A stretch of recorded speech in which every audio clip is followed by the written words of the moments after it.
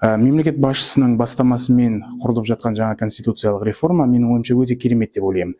Себебі бұл мүлдем болмаған реформа деп айтуға болады. Себебі бұл жаңа конституциялық жобаның ішінде құрылтай құрылайын деп жатыр, яғни бұл бір палаталы парламент, 145 депутаттан тұратын. Бұл дегеніміз біздің заң шығарушы және өкілеттік органымыздың күшеюі. Мемлекет басшысының күшті президент, ықпалды парламент және есеп беруші үкімет жобасы бойынша құрылып жатыр. Сонымен қатар халық кеңесі деген орган құрылып жатыр. Ол Қазақстан халық ассамблеясы мен ұлттық құрылтай біріктіріліп консультативтік орган болады. Ол конституциялық статусқа ие болады.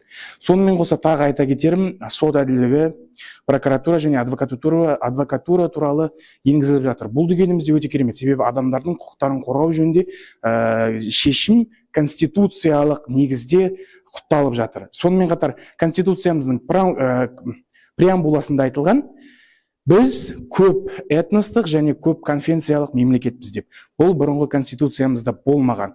Сондықтан да жаңадан келе жатқан конституцияны біз жастар Есенов университетінің студенттері толықтай қолдаймыз. Өте керемет қарап отырмыз. Себебі білімді, преамбуланың да өзінде жалпы конституцияның негізінде білім, инновация, ғылым дегендер өте жоғары деңгейде қолданып жатыр. Бұл деген әрине өте керемет. Себебі білімді жастың болашағы мемлекетті дамытады.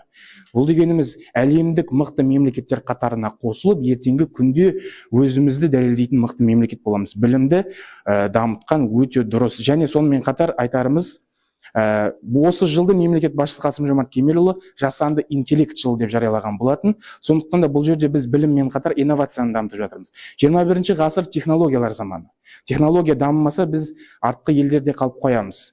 Технологиямыз дамыған сәтте бізде ашықтық болады, әділдік болады және халықтың пікір ойы қалыптасатын мықты орта болады. Сондықтан да білім жағынан да ғылым, технология жағынан қолданып жатқан конституциялық реформаны толықтай қолдаймыз. Студенттер бұған өте қуанышты.